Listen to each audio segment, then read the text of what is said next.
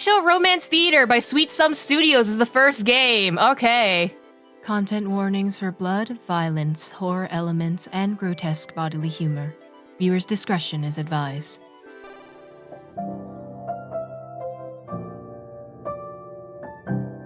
I like the music so far.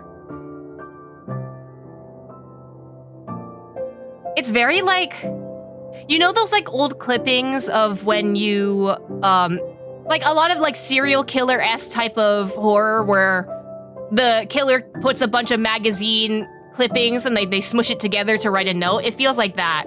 I love how the left side moves your cursor. Right, it's so fun. Very nice detail. Okay, let's start this. I think we're good. I think I might be dreaming. I'm holding someone's hand. A warm, soft darkness wraps around me. In the boundless distance, specks of light glimmer like emeralds. I drift in this amniotic blackness, which bathes my bare eyes, ears, nose, and mouth in bliss. As that brilliant jade hue engulfs my body, the stars begin to blink in unison. And from the furthest depths from within me, from such an intimate darkness rises a chorus of sighs, so familiar that it brings tears to my eyes. I don't like whatever is whispering in the background. I am terrified. Here you are. Something brushes gently against my cheek, delicate as a feather. It stirs a breath of air that leaves ripples in my vision. Even smaller than I thought. So it's been this long. I want to open my mouth to ask whose voice this is, but what reaches my senses even before the voice is a taste, bitter and impossible to describe. Why can't I remember your name no matter how hard I try? At some point, I'm not sure when, that feather-like sensation gently settles over my face. Why are you making that face? That's not like you at all. Well, I'd like to gaze at you a little more. But this place is not for you. Is this the afterlife? I'm sorry to have troubled you. Kotori Sakuma. Oh, wait, that's me. Am I? That me. That do be me. Next time we meet, don't forget me. Is that me? Kotori? Kotori! My head hurts. Who's calling me? Wait, I like her design. It reminds me of the Hecate from, oh, what's that webtoon? The one with Persephone and Hades, that one. Forgot what it's called. Ugh. Are you alright? Come on, wake up!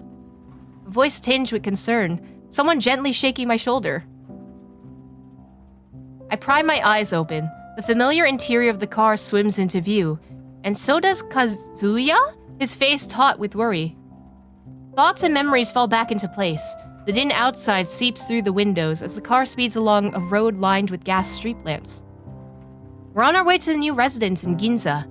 The troop leader, Kazuya, seems intent on settling down in Tokyo this time. No, I'm fine. I guess I just overslept. I couldn't wake you up at all. Were you having a nightmare? My body is still sluggish from sleep, and the cold, clammy sweat clings to my skin. In the car window, I see my reflection, haggard and drawn. Maybe I did dream of something, but no matter how hard I try, I can't dredge up the faintest memory of it. I glance at Kazuya. Anxiety is still written all over his face, and he's been so pale lately. For a moment, I can't tell which of us looks more like they've just escaped a nightmare. I'd better not worry him. You guys both look super depressed, so... It's nothing. I'm just a bit tired. What about you? You didn't get any rest either. You look even worse than me. You were tossing and turning in your sleep. I thought you were having another flare-up. As long as you're fine now, that's all that matters. It's been a whole year. We can't expect everything to be like it was back then. The flare-ups. That's a long story. We were supposed to arrive in Tokyo a year ago to begin our tour. But maybe that's how accidents are, with no rhyme or reason. Something happened to our train that day, and I hit my head during the accident, so I can't recall much from before. You have amnesia, okay. By some stroke of luck, no one else in the troop was seriously injured. Only I was knocked unconscious for quite a while, leaving me with headaches that come and go.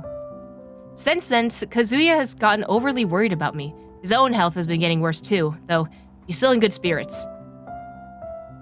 just like Hatsuyuki. She claims it's only from the shock. Whenever I say to take it easy or get some rest, she either doesn't answer or changes the subject. I'll get some proper rest once the premiere's over. Things are fine for now. Thank you for caring so much about me. Anyway, Tokyo seems to have changed again. Did the tracks run this far out last time? It's quite the sight. How does it feel to be back after so long? Kazuya's words leave me at a loss. Everyone says I grew up in Tokyo, but I only have the most fleeting impression of this vast city. It's almost like you lost your memory, my guy. Also, this might be a problem with all big cities, but everything here just feels suffocating. The buildings, the railway lines, the bustling throngs. Do I really fit in here? What was that? I don't know what was what. Nothing. Well, if you really want to know, I'm just a bit worried. Why is this all of a sudden? We can't possibly be the only troupe in Tokyo, can we? So that's what's bothering you. It'll be fine. I don't like the way that you said it'll be fine, because the way you looked away? That seems suspicious. The art is so beautiful. It is. The monochrome with the one distinct color is nice for the characters. Yeah, I really like that this design specifically is this shade of green. With you and Hatsuyuki here, all we need is to keep doing what we've done during the tours. But I suppose it's good that you're so nervous. Who's nervous? Alright, have it your way. Well, Amuro-sensei gave me the script a couple of days ago. Want to go over it together tonight? Amuro-sensei came back. Amuro-sensei is a playwright on good terms with Kazuya. Kazuya has always held them in high regard and entrusted them with the script this time. Although Amuro-sensei is technically a member of the troupe too, they've always been elusive. I haven't seen them a single time, almost a week on the road. They might be a murderer, I don't know. I thought we'd be waiting a while longer. You mean it's just no one told me? Sorry. I was planning to tell you once we got settled since we've been on the go lately. Rest has to come first. Ah, Nihonbashi, we're almost here. Not this again. Fine, I'll let you off this time. So this is Ginza. The closer we get to Ginza, the more I can sense Tokyo's opulence. My only real impression is of the crowds, but here at last the extreme value of every square foot of land is almost tangible. Living in a space like this, Kazuya said we have an investor's backing, but I still can't help feeling uneasy. Not to mention the car rental fee.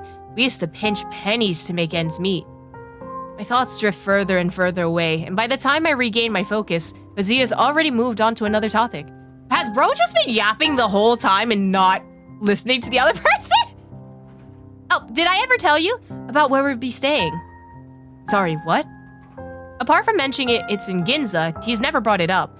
Must have slipped from his mind with everything going on. The house we're staying in. Half the ground floor is rented out to a cafe.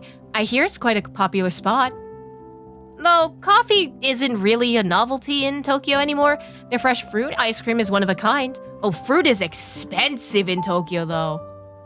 I remember you and Hatsuyuki loved this back in school, and you were the only ones who could afford it.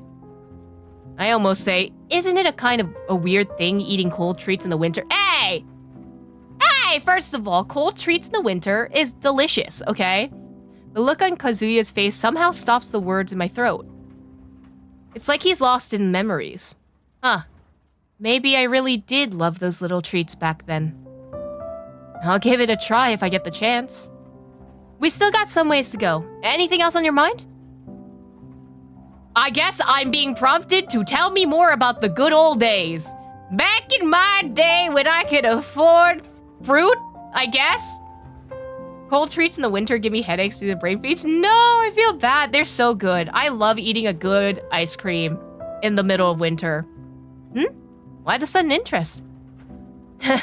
Where to begin? I guess I'll start with how things were before the troupe came together.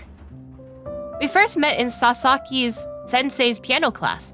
You always had that stony face looking so glum. I couldn't really hold a conversation, so Hatsuyuki tried every trick to make you smile. We found you liked ice cream only because she dragged you to try out the nearby cafe. You barely said a word, but you sure weren't shy with the food, so... Then you blurted something out, which is how we learned that you just thought it was so cool. Hey! As much as I love to shoot this down, that does sound like the kind of thing I do. Judging from Kazuya's expression, he could keep going. No, I don't think that will go well. Let's leave it at that. Anything else? How have you two been lately? Oh, the other person? You and Hatsuyuki both look so worn out every day, and your mind's always wandering. You two aren't keeping anything from me, are you? No? Why would we? I haven't even said anything, and you're getting all worked up. I feel like Kazuya's the type to do that, though. Sorry, I just what? I was teasing you earlier, but the truth is, I also, well, we've had so many delays going to Tokyo, I didn't want to bring down the morale. Kazuya forces a smile, but it seems rather strained. I'm sorry, shouldn't have pushed you like that. But you know you can talk to me about these things. Yes, I know you worry about me too. Thank you. I can tell you have more questions, don't you? What's the script about? I kind of wish there was like, it didn't do it one by one, it gave me a branching option, but... Harumuko-sensei said it's based on your... right, you don't remember. You once brought back a manuscript of an old play from quite a long time ago. Hamuro-sensei took a look and said it was very inspiring. Apparently this new script was influenced by it. I brought that? Yes, but that was ages ago, back when the troupe was just getting started. Later you gave me the manuscript to Hamuro-sensei. If you want it back— oh, that "it" is clipped out. I'll ask them for when they return. Kazuya. Sometimes I think he takes things too seriously. It's fine, don't need to bother. Oh, cafe! As we speak, the car makes a turn past cafe sign. It veers away from the bright, bustling main street and comes to a stop in a narrow alley. All that glitter and glamour vanishes abruptly, along with the words I meant to say. They said it's time to actually advance the plot. Why is it snowing? Oh, you did say it was winter, but I didn't think it was gonna be snowing. The alley is deserted but neatly swept. The place before the doorway is lit by a dim glow of a yellow lamp. The cars carrying the other members are already parked up ahead, and people are moving back and forth with luggage. Alright, let's go. I didn't even notice Kazuya getting out. The coat draped over his arm adds to his gentlemanly air as he opens the car door on my side. Oh my god! He's such a gentleman. You... never mind. Ugh, it's cold. And then they kissed? After so long inside the warm car, it slipped in my mind how biting the wind would be. I hurriedly scrambled back to grab my jacket, but Kazuya beats me to it. He shakes out the coat he's holding and wraps it around me. Oh my god! Anyway, and they were... troop mates? He buttons my collar, takes a step back, and looks me over head to toe, then nods in seeming satisfaction. He is very tall. There we go. His faint scent of alcohol and antiseptics is now more noticeable than ever. The chilly air still brushes against my exposed skin, but for some reason, I feel like if I'm burning up instead. Maybe because he's very close to you. Anyway, I'll go first. Oh! I'm trying to shake things off in this odd atmosphere, but as I hastily barge ahead, I forget to pay attention to my surroundings. Before I know it, I've crashed headlong into a young man. The eyes are so pretty. It's not the pain that hits first, but a strange, cloyingly sweet smell like rotting fruit. Ew? Sorry, I wasn't watching where I was going. Are you right, Sakuma-san? Tori, are you okay? I'm fine. Sorry about that. I'm just glad you're okay. Let me carry those up for you. That's a character that's gonna become important later. Time for a break, at last. After unpacking the last suitcase, I've got no energy left for etiquette. Collapsed onto the sofa, utterly spent. Leaning against the soft cushion, I stare blankly at the ceiling light for a while until I feel myself gradually reviving. Wait a minute, are you in outside clothes on your bed? Ew, take off, at least change! And the gifts I brought. Oh, gifts with Paluona seals? There's still a jumbled heap in the corner. The Paluona seals on the wrapping gleam under the light. I receive these gifts every month. I practically have the pattern memorized to the last detail. But they leave me inexplicably irritated. Wait, why? To be honest, I have no clue who's been sending them, but Kazuya told me they've been arriving backstage ever since my debut performances, always stamped with the same Paluona seals.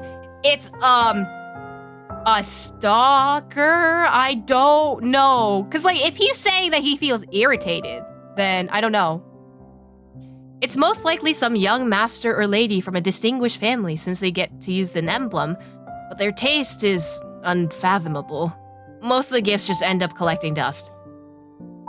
What's in the gifts? Look at the time. Kazuya's probably waiting at the rehearsal room by now. Forget it. I'll deal with this stuff later. Ah! My hair's fine. What was with the flash? Hello? Why did it turn quiet? I turned to glance behind me. It's empty. Nothing there at all. Why are you checking behind you? Is that just my imagination? Why am I getting so paranoid? Someone is stalking you. Hey, been waiting long? Not at all. Really, wouldn't it be better to take a break tonight instead? This is very close, and they'd kiss. I reflexively touch my face. Kazuya notices and can't help but laugh, and then they kiss anyway. Don't worry, you don't have eye bags. Here's a script. Why don't you take a look first? He hands me a stack of neatly bound papers. The cover is entirely blank. Oh. Got any rice? Oh my, Takumi-san. You've come at an unfortunate time. The aged rice is long gone. All that's left is the grain from the new harvest. Not a single bag? Not a single bag. If you want some, you'll have to come earlier tomorrow. And ready your purse, for the price has risen by 1 sen. Fine, fine. I've still got dried fish at home. A change is good for the appetite. It's no big deal. I'm off. No need to see me out. Take care, sir. Penniless wretch. How long will radish leaves and dried fish fill your stomach? Ahem. Sensei, you're getting distracted again. My apologies. You've seemed down lately. Because of the unpaid wages? You're still a student. You needn't worry about these things. I'll be here for class, no matter what. No, I'm not thinking about school. It's just I saw a job advertisement the other day for a newspaper. I was thinking, you write such fine essays, Sensei. It wouldn't hurt to give it a try, don't you think? And it pays so well. But it's been years since I... That doesn't matter, Sensei. There are lots of students eager to try their luck, in urgent need of your guidance. I'm out of firewood. The rice, too. Where these rats come from? Not a grain spared. There's still the rent. Is it true? With no money, is there no hope? That's a little hurt. That hurts me a little bit. Hello? At least this pen can still write. In late spring, as warmth swiftly returns to the land, I receive an invitation from an old friend, and thus I journey to a temple within the mountains. Behold the weeping cherry in full bloom. How have you been? He inquires of me. Perhaps due to the heavy wine or the petals that flow within my cup, I find myself wholly intoxicated. The deepest truths of my soul, it seems, can only be spoken amidst such sweet scenery. Wait, why is it cut off? Kazuya didn't seem surprised. Maybe it's a misprint? Never mind, I'll improvise for now. Ah, I have to improvise? Oh, I get choices. I say, never did I think the pursuit of happiness would be so exhausting. I say, parents, the less said of them, the better, but perhaps there's some work to be sifted from their actions. I say, I simply think in this moment all is well. Ooh. I think the first one fits the best, if anything. Never did I think the pursuit of happiness would be so exhausting. Oh, what happened to the words? Wait, what? As soon as I speak the line, the remaining text is swept away by some unseen force. In its place, black lines writhe and squirm across the page, weaving themselves into new words faster than I can blink. My blood feels like it's boiling, surging through my veins, searing my throat. The pain blazes like I'm swallowing flames, as if the raw flesh is being torn from my mouth to feed those growing black lines. Oh my god, is that just voice acting? The raw flesh being torn from my mouth to feed growing black lines. Anyway. Did I pass out? My mind goes blank. When I manage to come to and flip ahead a few pages, the text has already settled into a coherent story. There's no remaining trace of the distortion from before. So I'm either hallucinating or possibly dyslexic, which honestly same.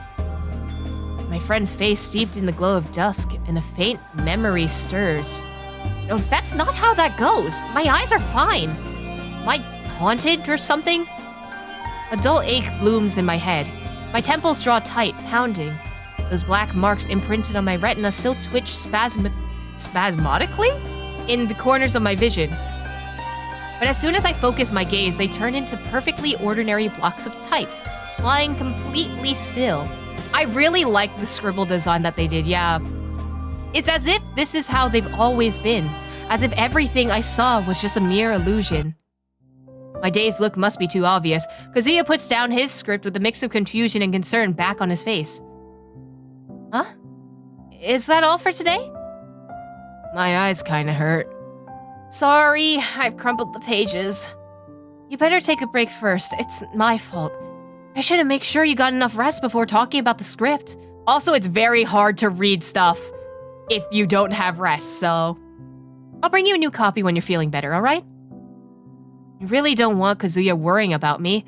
Before I know it, a lie comes rolling off my tongue to cover things up. Bro, literally, why though? Forget it. It's better to have him think I'm tired than have him know I might be losing my mind. Vittori? Thanks. That sounds good. But I still need to read the script. Can I borrow yours for now? As the cold water splashes my face, there's a belated flare of pain in my forehead. Do I have an aneurysm? Like, what's going on?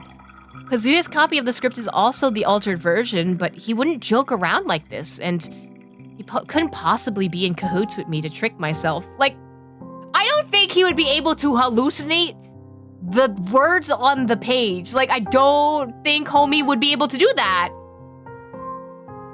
Everything seems as though it's always been this way.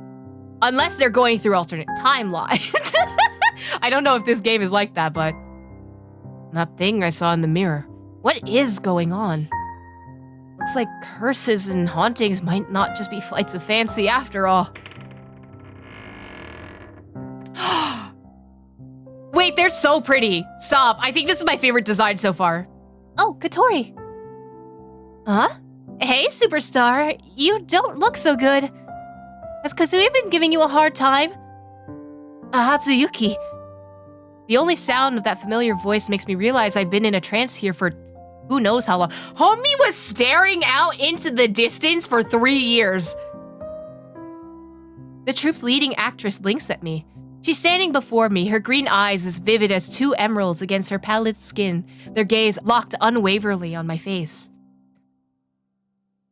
When did you get here? No, wait, did you get any rest? When? Oh, I guess around the time a certain Katori was spacing out and his stomach started growling. Growling? All right, let's go grab you a bite to eat. Can't sleep on an empty stomach. Just think of it as keeping me company, okay? Hatsuyuki takes my hand and pulls me off the sofa with a gentle tug, like a snare closing around a fledgling. Oh, I would let her. I would so let her, though. Her hand is so cold. Her eyes stay fixed on me, narrowed slightly at the corners, like a cat, or bird, or a fox, or some other sharp and sly creature waiting for my response. I can't recall exactly how close we used to be, as classmates and friends. So there's a chance that they were roommates. Anyway, despite that, I think I would lose my memory all over again and still be helpless to refuse her. Oh, they are... And they will kiss, eventually, maybe. How about the cafe next door, shall we? This cafe better be banger. The cafe's fireplace is lit. We're here right at dinner time. The air is rich with warmth and the aroma of food, perfect for soothing strained nerves. It's been a while since we last shared a meal. Think about it, as I nestle into a soft armchair in the corner that feels like a lifetime ago. Hatsuyuki calls the server over for the menu. While I flip through it, she props her chin on her hand, staring straight at me. I give in, closing the menu and rising it to shield my face. I think I hear her laugh. The sound drifts across the table and winds its way into my ears. I'll have a soda water and a sandwich, thanks. What about you? Me? This one, I guess. There's a rustle from her side, and then the menu is plucked from my hands. Hatsuyuki stacks the 2 hefty folders together and passes them to the waiting server. Once the server is gone, her gaze returns to me, her expression abruptly serious. Alright, enough of that. What's with you today? You seem so out of it. You're giving me a real scare. I'm not like Kazuya. I won't just let you get away with I'm fine. Her tone is light, but I know she means it. There's no bluffing my way out from under that gaze. Not today. I'm not sure where to start. Then start from arriving in Tokyo. How about that? If you say so. With Hatsuyuki's gentle eyes trained on me, a feeling slowly stirs. The sense it might not be too bad to talk about this after all. When I finish my last sentence, Hatsuyuki is still watching me, silent and solemn. After a while, she smiles. There's something a little uncanny about it. Had any dreams lately? Why is that the first question you ask? When I fell asleep in the car, I think I dreamed about something really important, but I can't remember what that was. Let me think. I'm sure you heard about all sorts of Japanese legends about gods and spirits, haven't you? There are more deities up in Takamagahara than there are grains of rice in a vat. Wait, are you serious? Since your surname is Sakuma, I'd say that's the most likely possibility. What does that mean? Here, hold up your hand. Block the light for me. What's Sakuma gotta do with it? Even as I think this to myself, I'm already reaching out to unfold her small, cold hand in mine. This is a ploy to get them to hold hands. That odd flowing sensation revives within me, a restless current which seems to be drawn towards something, but without the searing pain from before. Guys, have you heard about the Charmony dove? You know. Is that a duck? What is this? In Hatsuyuki's hand, specks of light emerge from nowhere. They flicker briefly, and if needed by an invisible force, they condense into a little bird that glows with the faint blue light. The young bird's downy gray feathers graze against my fingertips, leaving an airy wisp of warmth. It perches on Hatsuyuki's palm, head cocked to the side, looking very much like a duck. Bro can do magic now, right? Anyway, one day after dinner, while my younger sister and I were vibing in Mr. Gopherwood's yard, we spotted a Charmony dove all on its own. That baby bird was... Wait, what the fuck is this version? Wait, hold on. That baby bird was mid. I didn't even have all its drip. It couldn't riz. When we found it, it was already on its L, having yeeted into the shrub. I think I'm reading the wrong version of the Charmony dove. Wait a minute. Is that a swan? It's a duck, isn't it? Oh. When I managed to stutter out those words, Hatsuyuki burst into uncontrollable laughter, her shoulders heaving with mirth. In the blink of an eye, the little bird dissolves back into specks of light and fades into her trunk. She can just do that? It's a duck. Just a duck.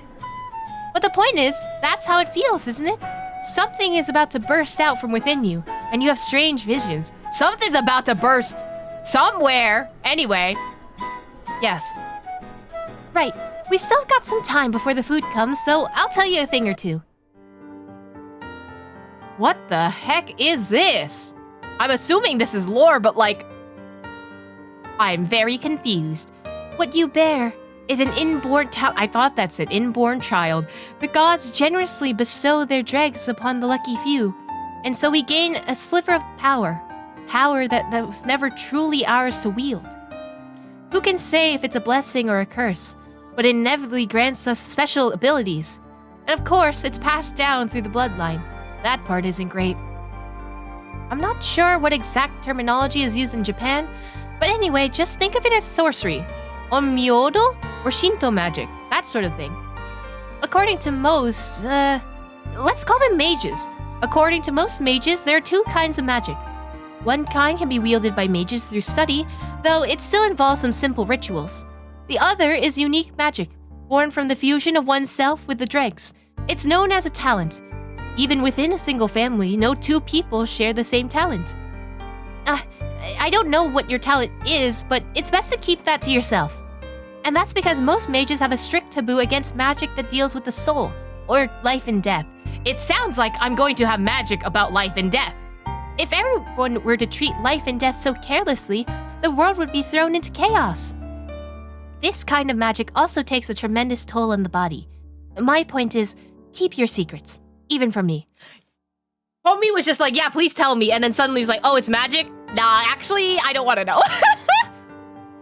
If the burden upon the body, or here, Hatsuyuki lifts a hand and taps her temple, becomes too great, a mage's flesh will gradually mutate into a more primitive state, until they transform into a monster, mindless and deathless. Oh, so I can become a zombie! Most call this process reversion, and so far, there seems to be no way to undo it. You mentioned earlier that I'm named Sakuma, so that's why you brought it up? Just like I carry the name Bariya Kinshikaya, the Sakuma family is renowned in Japan too, after all. Where we first met, you were just an ordinary person. I never expected it to turn out like this. Maybe it was that accident. I failed to protect everyone. Hatsuyuki's voice gradually lowers, and her expression clouds. Her fingers twist together. Accidents can't be predicted, that's just how they are. The waiter arrives with the tray and starts to arrange the dishes before us. Only then does this transient space of ours awaken from its heavy silence. Is that a hot dog? What the hell is that? This is a sandwich. I don't know what this is. The sandwich exudes the right amount of heat, and the wheaten aroma of the toast mingles with the fragrance of the scrambled eggs and steak. Oh, it's eggs and steak! Oh, I did not see that. Combined with the lettuce sprinkled with sauce, it all sparks a rare thought within me. That seems worth a try. Before Hatsuyuki sits a plate of konjac drizzled in black syrup, she frowns as she struggles to swallow an entire piece. She once said she hates this sort of thing since it's like biting into a limp and slimy slug. Wait, then why'd you order it, huh? I might be making my doubts too apparent. After catching her breath with a gulp of lemonade, Hatsuyuki begins to speak, uncharacteristically hesitant. Don't give me that look. I need to keep in shape these days. I don't want to have to adjust my costume later. How do you like the food here? Well, my tongue's having a pretty good time. Is that so? Good. Oh, right. Tomorrow, do you want to check out the theater Kazuya booked out for the performance? We can try getting up on stage. Who knows? It might help set the mood. Set the mood? And satisfy curiosity? And satisfy my curiosity. Oh, and she's gone.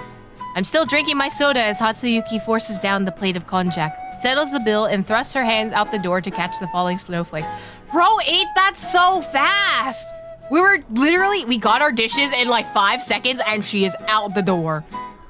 She's always had impeccable table manners. That konjac must have really put her off. I pull on my coat, doing the buttons as I pass through the motley crowd loitering in the cafe, until a strangely familiar figure brings my feet to a standstill. It's a girl clad in an ornate gown, expressionlessly sipping her drink. The red and gold flare of her skirt reminds me of a fish gliding through the dark water. We're gonna see her? Wait, that cake looks so delicious. Oh! Her table is laden with dishes and the maid stands next to her, slicing the food. The girl's back remains fastidiously straight. Even her spoon twirls through the coffee without a sound. Oh, she looks like she will kill me. When those golden eyes turn in my direction, a shiver runs through me, like a serpent just clamped down on my neck. The music changed too. I'm scared. Snapping back to myself, I flee. I shove open the cafe door and put his bulk between me and her gaze. We're gonna see her later, maybe. What's up? Why the rush? Nothing. We should get back. Hatsuyuki saunters down the street with me in tow. The sky has darkened, and a thin layer of snow carpets the ground, already melting in the warm air issuing from the storefronts, and then freezing again to form a slick ice beneath our feet. Round the corner, a simple udon stall sits in the mouth of the alley. The rich scent of oil and soy sauce bubbles forth. It brings some touch of life to the otherwise deserted alleyway. Even from this distance, I can hear the drunken hubbub at the stall. Oh? Chief, can you keep it down? What, so that bastard can dump this hot potato into my lap and I can't say a damn thing about it? How's that even supposed to work? He claims he got no connections, so I thinks he's got enough to deal with that old fox's tricks. We don't have any other choice. Shibata-kun, as soon as something comes up, you're always cringing with your tail between your legs. Knock it off. Though it's not like I can't handle this either. Tell me, what the hell does he want from us? That kid refuses to go back home. What am I supposed to do? Break his legs and drag him back? What a shit show. Guess I gotta put up with it. Chief, please, that's enough. Huh? The inebriated woman suddenly swivels like she has eyes in the back of her head and shoots a glance right at us. Then she gives the young man next to her a hard smack on the shoulder. Ow! Chief! Whatever, just eat your noodles. By the time we skirt around those two drunkards and make our way back to the lodgings, night has fully descended. Wait, was the officer also drunk? Hold on. Ahead of me, Hatsuyuki quietly nudges the door ajar, and then like a squirrel, she slips through the narrow gap. Warm air billows out from within, and a faint tingling ache slowly returns to my cheeks, numb from the cold wind. It's pitch black indoors. I can hear scattered rustling sounds. I can see perfectly fine. I don't know about you. I can see a table and a sofa and some kind of cover that maybe someone will jump scare me out of. Why are all the lights out? Hatsuyuki and I are back. Where is everyone? 1, 2. I don't like that. What? Whoa! Welcome home, Sakuma-kun. Oh, that's so cute! They had a surprise party! You were tricking me this whole time! Golden flakes and colorful ribbons cascade from above, accompanied by the clicking of a light switch. Troop members pop out of hiding in every corner of the first floor, like mushrooms after rain, their hands still dusted with flecks of gold. Seizing the moment, Hatsuyuki swiftly wraps her arm around my shoulders, leaving me no chance to dodge the ensuing flurry of embraces. You guys, what's going on here? Of course, we're celebrating the grand finale of our Emerald Eye Troop's national tour, Tokyo! Sure, we ran into some delays this year and didn't get to schedule any shows, but from Kyoto to Nagoya to Osaka to Tokyo, oh, and all those little towns in between, we've been going strong for 2 whole years. It's been rough. Aburatani-kun and I spent the whole day unpacking and settling in before we can even think about putting this off. And wow, our costumes won't even fit inside 2 huge wardrobes now. Who'd have thought? Everything from Molière to Shakespeare, but we didn't notice at the time. It's only when you start taking stock of all the costumes and props that it really hits you. And there's more. Oh right, we're also celebrating that our The Fool's Feast have already sold. How many tickets was it again? It's a full house. 800 seats plus the VIP boxes on the balcony? That's bigger than a Broadway stage. That's crazy. That's right. On opening night, even after laying low for nearly a year, people still remember us. Nanina's vibrant voice practically drills through my eardrums into the skull. I curse myself for not having 2 extra hands to shield my ears against the onslaught of sound waves. Oh, that's me. For sure. Enough of that. And there seems to be loyal fans of the troops visiting from elsewhere. They've come all this way just to see this performance. Something's gonna go wrong at this performance. That's all I'm getting the vibe of.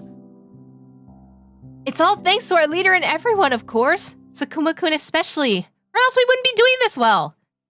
Guys, that's enough. Oh, what's the matter? Could it be our hotshot leading man who sells out entire theaters is shy about being so popular? Don't you join in too. But of course! Who can resist his awkward look of Kotori's when he's obviously over the moon, but thinks it's uncool to get excited about compliments? Hatsuyuki lays bare my exact thoughts with a grin, and as Kazuya and the others laugh, the heat rising to my face might be enough to steam me alive. Alright, my cake is ready. I'm not late, am I? You're all in such a good mood. What are you chatting about? Meiko-san, you've gotten into Western desserts now on top of all the Japanese cooking? Since when? It's cake. It can't be. I learned from the cafe owner next door. A celebration needs something special. You like this flavor, don't you? Before you get into all that, Matsuo-kun's sneaking a bite. I saw him. Huh? I'm just sampling the flavor. It came out great. Guys, cut it out. I haven't had any yet. After a whirlwind of chaos, all that remains is an empty plate and cutlery smeared with cream. One by one, Kazuya persuades everyone to return to their rooms inside since it's getting late. I didn't get to see the cake! Wait! I want to know what flavor cake he wanted to eat! The first floor, so lively a while ago, now hosts only Hatsuyuki and me, along with the scattered remains of gold flakes, ribbons, and confetti. Every iota of strength had drained from my body. My eyelids are so heavy they can barely stay open. Ugh, I'm so tired. It's gonna be such a hassle cleaning this up. Hatsuyuki chuckles when she hears this. Well, it is the celebration, after all. It was Naniwa's idea, so let's leave the cleanup to him. What matters is we all had fun. She skips light-footed up the stairs, and then whirls back, wreathed by the lights, and waves at me. Okay, I still need to have a chat with Kazuya. It's been a long day. You better get some rest, superstar. You still got that theater trip tomorrow. I really am exhausted. Back in my room, I can't even be bothered to wash up or change properly. Almost as soon as my head sinks into the soft bedding, sleep engulfs my eyes. Perhaps because so much happened today, my sleep is flooded with dizzying array of fragmented dreams. I'm gonna hallucinate something! When I next open my eyes, the room is still shrouded in darkness. My body feels like lead, and a sharp, sour taste clings to the back of my tongue. Maybe if you changed and brushed your teeth, that wouldn't have happened. I'm so thirsty. What time is it? I switch on the bedside lamp. The warm glow of the bulb sheeds a dim amber across the room. The desk clock emits a steady mechanical ticking. In the faint light, I can just make out the hour hand pointing to 11. I shut my eyes and try to will myself back to sleep, but my mind only grows more and more alert, and every sense sharpens with it.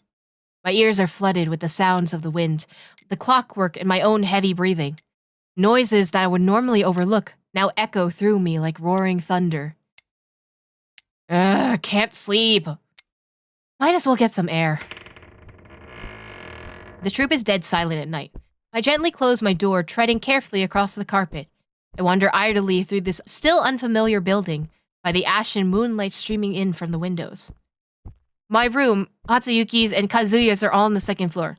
Hamuro-sensei's room is at the other end of the corridor, though they seldom stay over. It's probably gathering dust right now. Are you gonna try and check his room?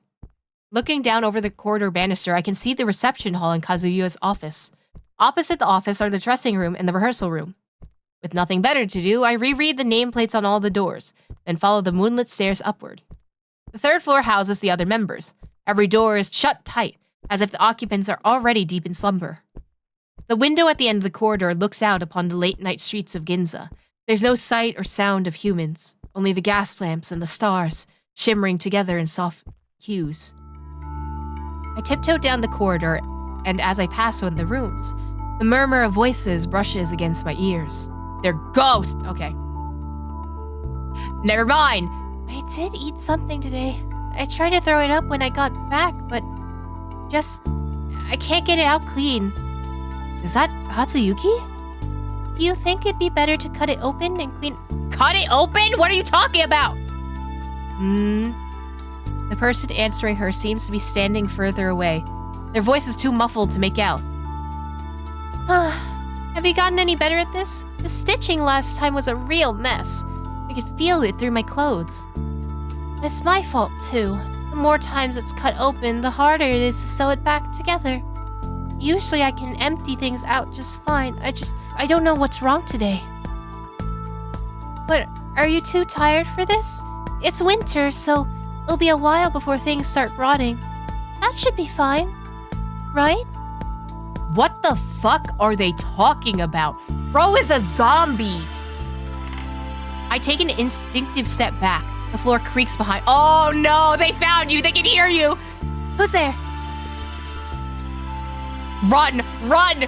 Footsteps approach. I turn to flee. No time to worry about the noise. All I want to do is get back to my room as fast as I can. My ears are still ringing from the sprint, which drowns out any sound of the door opening and closing. It's only back in my room that I realize I'm gasping for breath.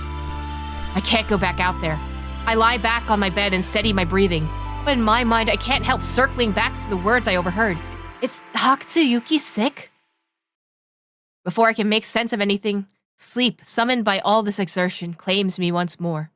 Just before it takes me under, I think, no matter what, I have to apologize to her tomorrow. I don't think she's gonna make it to tomorrow, bro. We're gonna find her dead on the doorstep or something. A dreamless night passes. Oh, she's alive. Okay, that's fine. Okay, we're okay. Everything's fine. She's not cutting into herself. It's okay. We're good. We're so good. When I wake, it's already broad daylight outside. I tidy myself up and head downstairs. Kazuya and Hatsuyuki are already up on the first floor. I'm not sure what they're discussing. They're discussing about kissing you anyway. Is our sleeping beauty finally awake? We're just talking about you. Morning, Kotori. What are you two talking about? Me? We were wondering if we should get breakfast together, but Kazuya's such a busy guy, I couldn't talk him into it. Yes, there's an investor coming in today, so I might be tied up this morning. Hatsuyuki shakes her head regretfully and makes her way behind me and gives me a little shove. Looks like it'll be just the two of us then. By the time we get to the cafe, it's well into the morning. There are already a few tables occupied. Why is Girly Pop back? Why is she staring menacingly in my direction? The girl I saw yesterday is still seated in that same spot next to the window. Her head slightly lowered as she sips her soup in silence. What type of soup? Can I have some? Oh, and she's got... Okay, cool. Cool, love that. Oh, we're so fine. I force down my budding unease and find a spot to sit with Hatsuyuki. There's a partition adorned with greenery which blocks the view, making me feel somewhat better. Hatsuyuki calls over a server and orders up a cup of hot milk. I still don't have much of an appetite, so I just ask for a croissant. You can still eat a croissant? I thought you weren't hungry! Something on your mind? I couldn't sleep last night.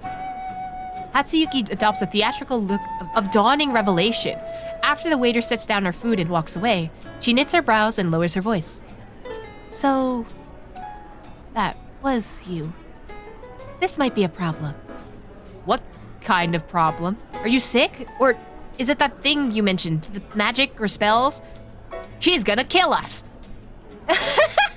Oh dear, I'm just teasing you. She's totally gonna kill us! It's no big deal. I'm in good health. Let a girl have her little secrets. She picks up her cup and takes a sip. Though her face is wan, her demeanor still brims with vigor. Bro is definitely dead, right? Did I interrupt you two? You can say that. It was quite a shock. Sorry. Hatsuyuki sets down her cup, stroking her chin with a mock-serious air. To make amends, how about you go to Yokohama with me to see the flowers after the performance? I hear they opened a new park over there. And I definitely won't bury you inside the garden. And then chop off your head and maybe bury your entrails somewhere along the path. You and Kazuya both need to take a break sometime in the spring. It's settled then. All right, eat up before your food gets soggy. Don't rush me, I'm gonna choke. We finish our meal, and just as we leave the cafe, a car pulls up to the alley entrance. Wait, they're hot. Anyway. They're pretty. I know. Okay, chat, don't judge me. I know it's the stereotypical red, long hair man, but let me have this one. A young man gets out the car, shakes open a black umbrella, and then bends down to open the back door. A long-haired man draped in a haori steps out of the car. The umbrella shields him from the swirling snow, and even as he is escorted into the alley, his striking scarlet figure stands out stark against the sea of gray. It does not count for the Duluth counter. What are you talking about? My gaze lingers on his back. When that face comes into view, even for a fleeting glance, I can't help but freeze. Who is he? What was that? Nothing. Let's go. Maybe the red person is dead and also the other person from the cafe is dead. The theater's reserved for the premiere isn't large, but the decor is surprisingly exquisite. You two are members of Emerald Eye, right? Are you here to check on the auditorium setup? Setup? Mochisuki-san had rented a small auditorium here for rehearsing on long-term basis. It's been set up as requested. I can show you two around now. How is he paying for all this? Are we free to use it? Okay, hear me out. What if homie is paying for everything via the black market and they're selling organ parts in order to pay for everything? Of course. Please follow me. We follow the theater staff down the hallway carpeted in red wool, finally stopping before a massive door of black walnut. The door stands ajar. It takes a staff member some effort to pull it all the way open, revealing a sizable thrust stage. The grand drapes are drawn, exposing the set behind. Several crew members are adjusting the lighting. Just as our guide said, this place is ready for use. Hatsuyuki stares briefly at the stage, then turns around. She's silhouetted against the lamplight. Her eyes gleam from the shadows. Now this doesn't happen every day. How about we give it a go? In the blink of an eye, Hatsuyuki whips out two scripts as if by magic. Oh, we're doing theater now, okay. She tucks into my arms and I feel an answering twinge of eagerness. Ever since the accident, Kazuya's insisted on my recuperation. It's only in the rehearsal rooms that I regain my sense of being an actor.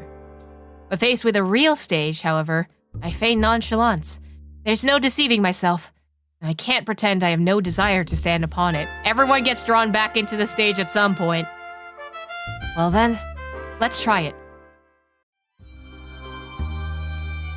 Ooh, I like this stage design. Why? Oh, why? What I wish to write, what I long to say, that is all which matters. Nothing else.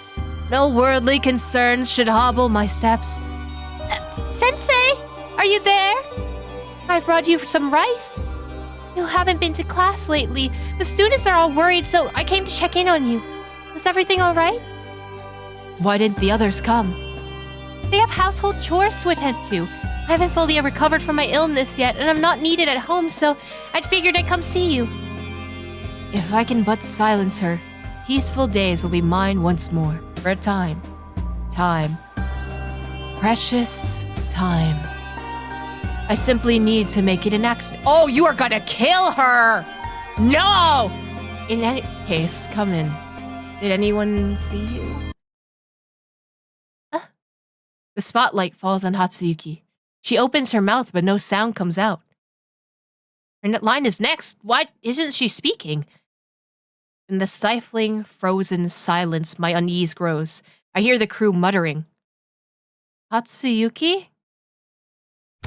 The instant I say her name, her body sways. Then she collapses heavily onto the stage, landing with a dull thud. Oh, she's dead! No! What's wrong? Are you okay? My mind explodes into a tumult. I practically rip over myself, scrambling to her side. She lies quietly on the cold, dusty floor, her cheeks smudged with a trace of grayish powder. No matter how I shake her, there's no hint of a response. She took drugs! I reach out a trembling hand. Holding my breath, I gently bring closer to her nose. She's not breathing. I push my nervousness hands against her chest and press up and down again and again. It has to work. She'll be fine after this. That's what they all say. I press onto my hair, tumbles over my eyes, until fine beads of sweat ooze from my forehead. Hatsuyuki opens her mouth and lets out a soft sigh. I knew it. I knew it'd work. Thank goodness. Hatsuyuki, don't scare me like that. Please, wake up. Wake up? Stiffly, I pressed my ear against her chest. There's no pulse of life, only coldness and decay, and a cloying sweetness wafting from her collar like rotten fruit. This has to be a joke. It's just a joke. It can't be. No. You were just talking. Don't tease me like that. What's wrong? Are you mad at me? Hatsuyuki's lips are parted, unspeaking. I stare at her face. What changes have I missed in the past minute, the past half hour, the past day? Her eyes are wide open, usually an adorable sight. But now those unblinking, glassy eyes fill me with a terror that drenches me in cold sweat. I can't look directly at them. How absurd everything suddenly is now. How ridiculous. We ate together, made plans to look at flowers in Yokohama, we enthusiastically performing just a minute ago. How can someone just die like this? Like every color has drained away in the blink of an eye, leaving behind nothing but a pale, empty shell. Where did she go? There's so much noise around me. After a while, it occurs to me that the crew is screaming. Someone pulls me away. I tumble to the ground. It doesn't even hurt. Hey, watch out, something's wrong! Call Kazumatsura-san! Stage lights shine down upon her. White light enshrouding white corpse. White hair drifting in the air. Uniformed people close in around the body, and the glassy green eye peers through a gap in the crowd, staring straight in my direction. Suddenly, it shifts. Oh, I don't like that! Hello? I blink my dry eyes and finally see. In the shadows amidst the dust and the light lurks a green-eyed monster. The monster ripples outwards, flowing across the stage. The monster looks at me.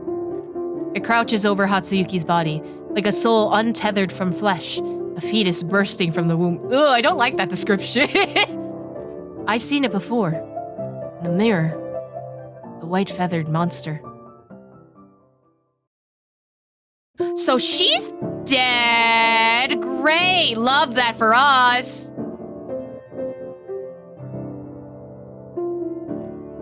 July 5th. Meiji something I did not see.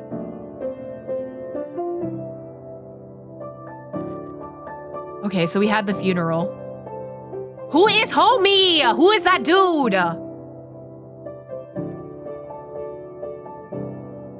Oh, a lot of time has passed.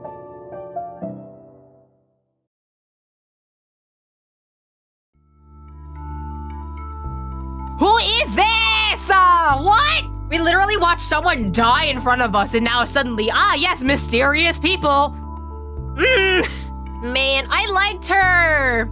I liked voicing her. She was fun. Man, of course a happy, chipper, fun person is the one that dies first. How very impolite of you, Mochizuki-kun. I merely came to inquire how the boy is doing. I never imagined matters would take such a hazardous turn.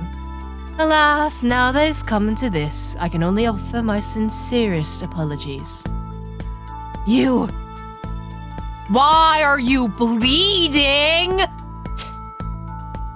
Has your wound split open? Youngsters are so reckless with their health. I'd appreciate you keeping this meeting between us, Mochizuki-kun. After all, when it comes to family, it's only natural to get a little carried away. Wouldn't you agree?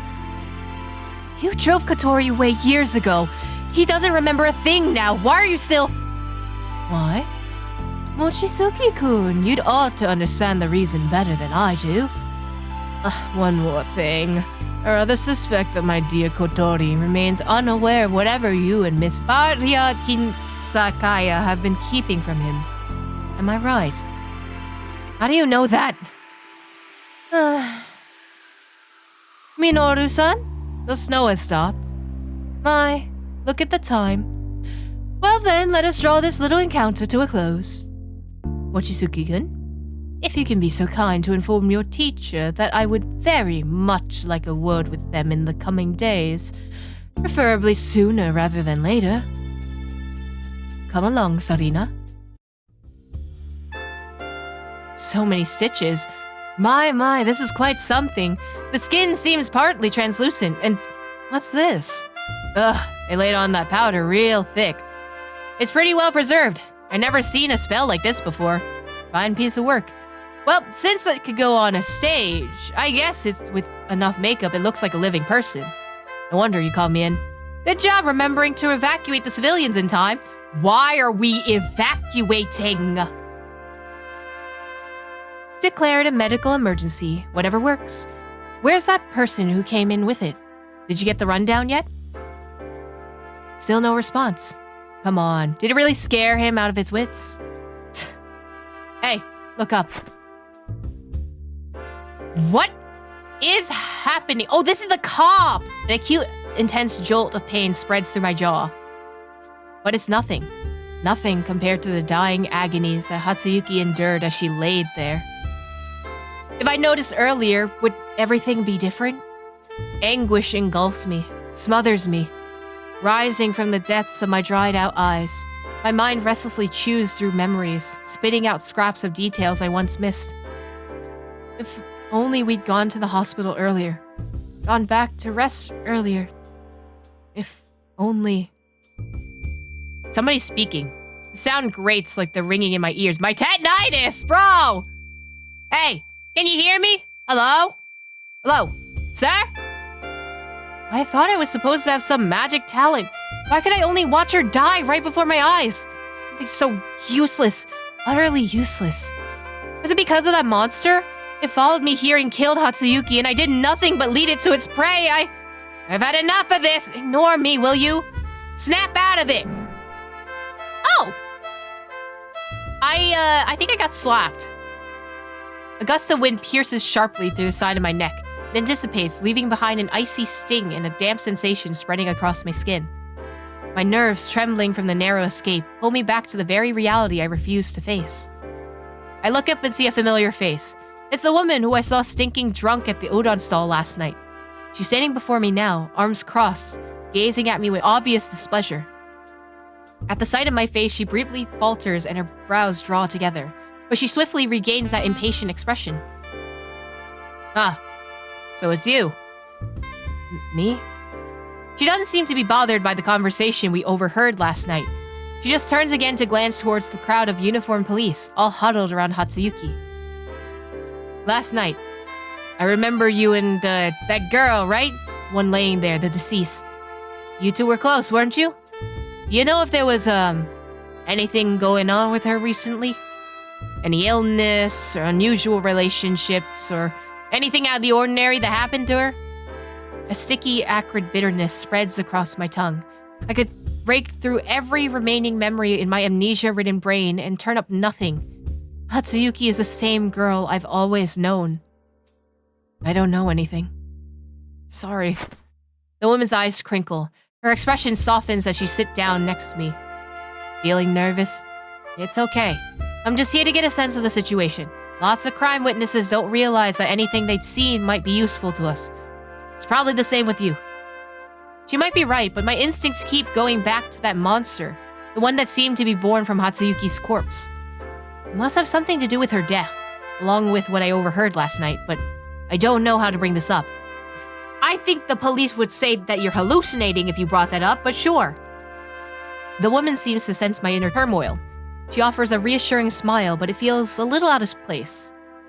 Now, I ask, you'll answer. Fair enough? I'd like you to be honest with me. I'm Kazematsuru. Itsuru Kazematsuru, Special Investigation Division. And you are? Always helps to know who I'm talking to. Otoro Sakuma. Special Investigation Division? I'm not surprised you haven't heard of us. Know anything about parapsychology? No, actually? I've heard of a society run by professors from the Imperial University doing research on extrasensory perception? Close enough. There's certain incidents that current knowledge, or should I say technology, can't quite explain. Those follow under our jurisdiction. Of course, as an ordinary civilian, you got nothing to worry about. We just have our own methods, in which it's best not to make public knowledge. Okay, so it's kind of like JoJo stands, I guess, like, there's a secret that we have to keep because the public would freak out about it if they knew about it. In a city as busy as Tokyo, any secret that gets out makes its way across the city in a few days. Parapsychology? It does ring a bell. I hear there's a group of scholars fervently devoted to Western theories, trying to replicate telepathy and clairvoyance. Still, for the police to establish a department like this, does that have anything to do with those magic user Hatsuyuki mentioned? No, I can't dwell on this right now. That monster might be. Alright, what do you want to know? In that case, I'll cut to the chase. From your point of view over the past, let's say 6 months, would you say that the deceased displayed no major changes compared to today? Seems to behave normally, never fell seriously ill, so on? Yes. Was there anyone she met with regularity? I mean one-on-one. Family, friends, doctors, anyone at all? I rack my brain, but all that occurs to me is that outside performances, Hatsuyuki spends almost the entire past year with the troupe. For some reason, Hatsuyuki and all the others are all seldom went out. No, except for Kazuya and me, and maybe Hamudo-sensei. She hardly ever left the troupe, where she was mostly with me and our mutual friend. I rarely saw her approach anyone else on her own. It seems like the supply was pretty stable. So did anything unusual happen in the past few days? Did she do or say anything out of the ordinary? Of course, it's fine if not. Last night at dinner, she ate something she normally dislikes. Despite saying this, I honestly can't be certain. Hatsuyuki and I were very close this past year as I dealt with my amnesia, but like most friends who see each other regularly, we didn't actually have meals together very often. We only occasionally mentioned our food preferences in passing, but you knew that Girly Pop did not like that food and she was only doing it to lose weight or whatever. Only now, confronted with the situation, do I realize how much of a fool I've been. Let's see. Alright then, that covers the basics. Now we'll get into some questions related to the special nature of our division. It might give you a scare, but there's no time to ease you into things. You don't know what's going on with the corpse, do you? Her lips move, parting and closing, slicing the words into shards that drive themselves in my ears, steady and relentless. If I'm not mistaken, she's been dead for quite some time. So she is a zombie. Okay. So she was cutting herself up to get hearts? Question mark? It's still unclear what would sustain a corpse's activity for this long, with next to no decay. We'll have to hold off on a closer examination until we bring the body back. But how? Ever since I met Hatsuyuki, she's always been the same with me. And everyone else. How could she have been dead this whole time? My voice is on the verge of cracking, but Kaze Matsuru just arches an eyebrow. She seemed like anyone else for a long time. She spoke and she smiled, vibrant down to the smallest detail. Isn't that right? I've dealt with a few similar cases. It's rare, but not impossible. You might want to ask that mutual friend of yours if something happened to her when you weren't around. Her body shows extensive blunt force injury and numerous suture scars, like she's been pieced together. Some of the wounds have been stitched multiple times. The surrounding muscle and skin are severely damaged. Specifically, from here to here. So like the heart area? Kaze Matsuri reaches out, tracing a line from my shoulder down to her knee. Wait, that's a long line! Until her hand firmly presses against my spasming stomach. I try to swallow, but I find my throat scorched dry. It throbs with a deep-seated knife-sharp pain. Kaze Matsuru's eyes meet mine. I see my own reflection frozen stiff in her calm pink gaze, eyes wide and staring, expression blank, a picture of utter absurdity.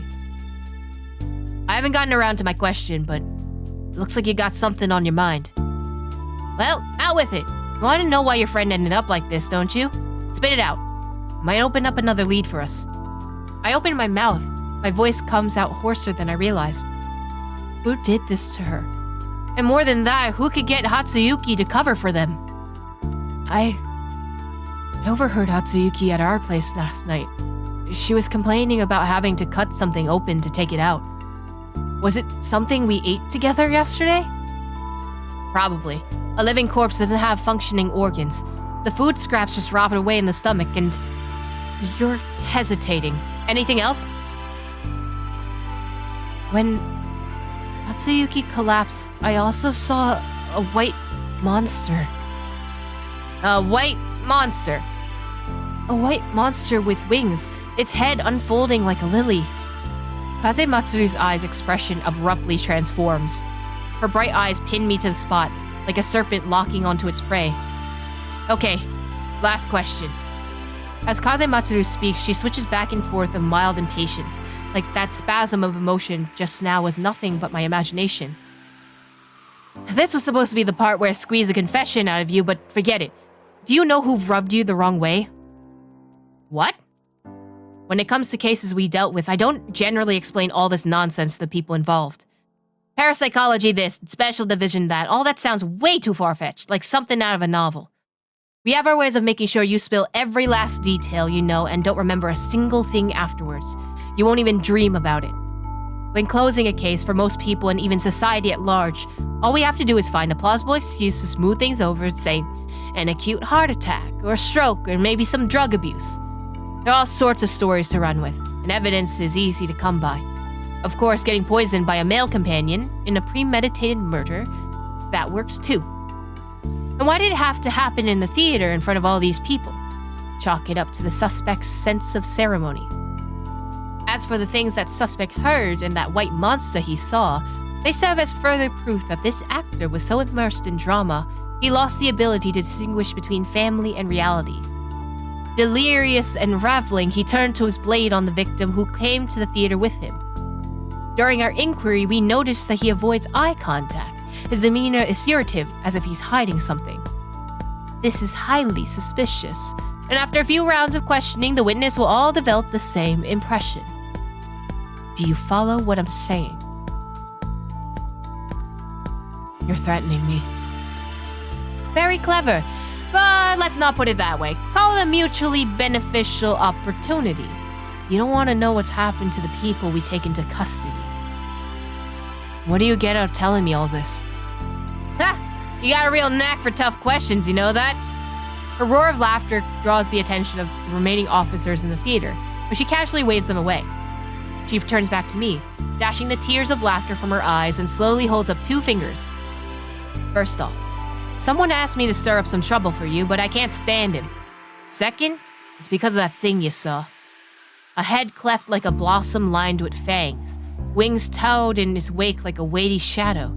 Should the might of its attention befall thee, then shall the 8 emerald... I clicked the wrong button. Shall the 8 emerald eyes swivel as one? Oh, so the cops know about this!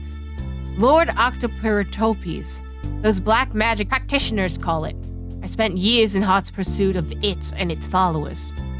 It appeared next to the deceased, meaning that your friend who was turned into a living corpse was almost certainly under the control of a black mage who worshipped it. We're after the same thing. You want to learn the truth behind her death? That mage is sure to know more than either of us. I can let you walk out that door unharmed, but in return, you have to help me find them. I guess I don't have much of a choice. What do you want from me? Ordinary people can't see the shadows of the gods. You can do that, can't you? With those words, Kazematsuru extends her hand before me. So we got Danganronpa blood, okay. A whirling gale erupts from her palm, striking me square in the face. I instinctively hold my breath, my ears filled with the lingering wail of the wind. I clamp my mouth shut, but I can tell from Kazematsuru's face that it's too late. You don't have to get into specifics. I'm not that much of a snoop, and I'm not interested in the Sakuma family's secrets. The point is, the fact that you can see Lord Octoperitopes makes you rare and irresistible new recruit for them, and I'll find some way to get the news to them. But judging from that reaction just now, you have something you'd rather keep from me, don't you? If you like, you can go take care of whatever you fought first. I'll be in touch where I can. We can wrap things up quickly, then I'll handle the rest myself. Meaning you'll be out of it. What do you think? Oh, this is an actual choice. I mean, there's nothing else we can do. I'm guessing we're gonna go with the case. And here, I thought you'd go the other way. Okay, fine. I'll drop it. Well then, Kotori Sakuma-san, may I trouble you to accompany back to the precinct? What will you do with Hatsuyuki's body? I mean, corpse. Huh? Oh, bad. We'll have to someone do an autopsy and analyze whether any magic was cast on her body. Once we're sure everything checks out, we'll notify her family. Depending on the situation, the body might be returned to the family for burial, or we might handle all that. If so, I'd like to make a request. Kaze Matsuru gives me a non-committal smile. Her fingertips tap lightly and regularly against the arm of the chair, striking up a staccato rhythm. Give it a shot. Who knows, I might even say yes. Hatsuyuki's body... no. Corpse. Can I take a look at later? Once I've spoken to the others in the troupe. It won't take long. Oh? That has come to this. I have to see things through myself. There's so much I've forgotten.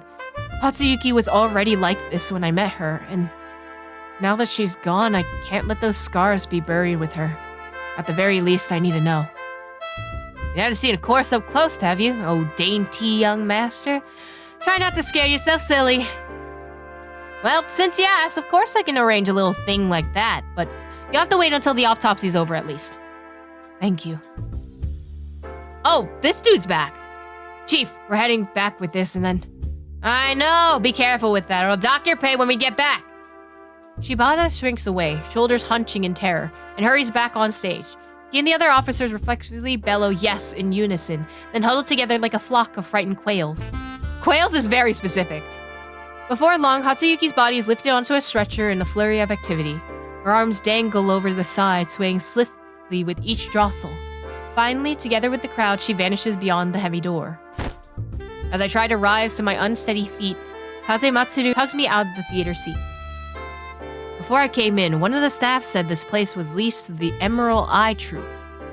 Yeah, and I and Hatsuyuki were both actors in this troupe.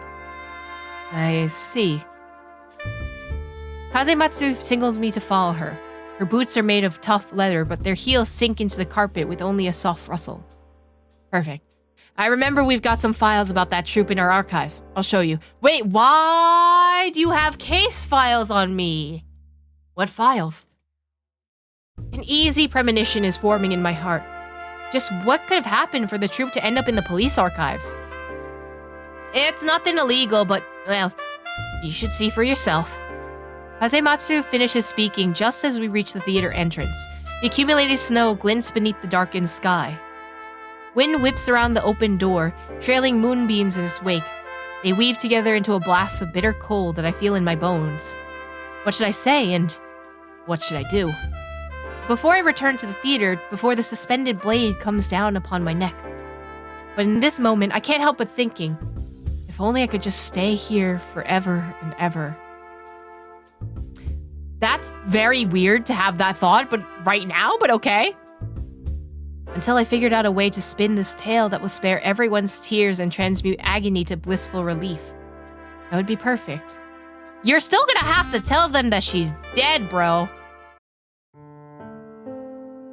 Kazematsu and I board the last car in the police convoy. Perhaps because of the late hour, the cars speed through mostly deserted streets, with so many bumps and jolts that I almost throw up the few scraps left in my stomach. It's only where the car halts before the police station that I finally catch my breath. Come out. Let's make this quick. As Kazematsu yanks the door open and urges me out of the car, the junior officer driving the car has long since made himself scarce. Maybe he's terrified of this intimidating superior too. The entryway to the police station is remarkably imposing. The two-story western...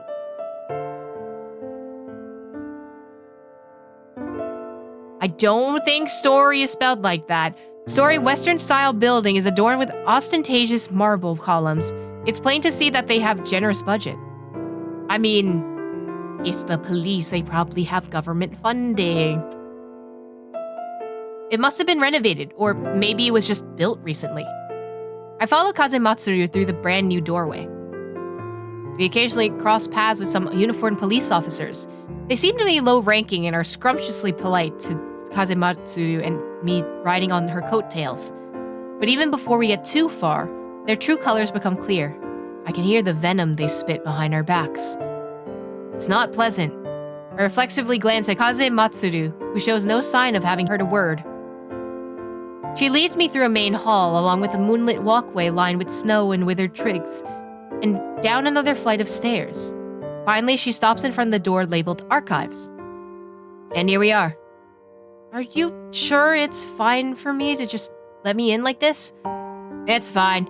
No one else around this late. Besides, Sakuma's name of yours opens a lot of doors. But you got a point. Hold on a second. Kazematsu raises her hand, bringing together her gloved index and middle fingers. With light and swift gestures, she scrawls a line of words on the door. I can't make out what she's writing. When she finishes the last stroke, a gust of cold wind suddenly sweeps through the warm corridor. Okay, so she has magic that can open doors too, besides the wind? Oh.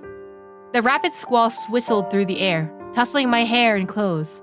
The swirling winds converge on that ordinary, nondescript door. Kazematsu's writing flashes brilliant for a moment, and goes dark just as quickly. Finally, like the dissipating wind, it vanishes without a trace. It's completely different from what Hatsuyuki showed me. This is a magnificent power that's never bothered to hide its dangerous fangs. That'll do it. Whew, I don't like the creak. And with that, she pushes open the door and confidently strides in, quickly vanishing out of sight behind the two cabinets. The metal surface of the filing cabinet warps my reflection. Countless cabinets hold my countless copies of me, like a labyrinth of mirrors. Thousands of eyes glitter back at me from those depths, flashing green or blue under the incandescent lamps. I shut the door behind me and head inwards, following the sound of the tapping boots. Reflections on both sides follow me, their severed bodies swaying. The metal flashes white before my eyes. It's nothing like glass. That whiteness is completely blank, devoid of any reflection or stain. An empty desert as hazy as a mirage. I look myself in the eye. The reflection is sightless, but I'm seized by the inexplicable feeling that I'm being watched. This is the second time you feel like you've been watched, buddy. Surely it's an illusion because of my reflection's eyes are so clear. That's the only explanation. Found it. Sakuma, you still there? Kazematsu's voice drifts to me. I squeeze my way between the filing cabinets and spot her at a row of cabinets against the wall. She's holding a slim folder. There you go. These are all duplicates, so just put them back in when you're done. She slaps the folder against my chest. I have to scramble to keep it from falling. There isn't much inside, just an old newspaper, a few photographs, and a sheaf of reports. News reports of the accident. Oh, my accident! The old newspaper rustles as I pick it up. It seems to have been lying there for quite a while. The front page is dominated by an article about the train accident. Signal failure or human error. Hokkaido main line derailment accident exposes hidden hazards.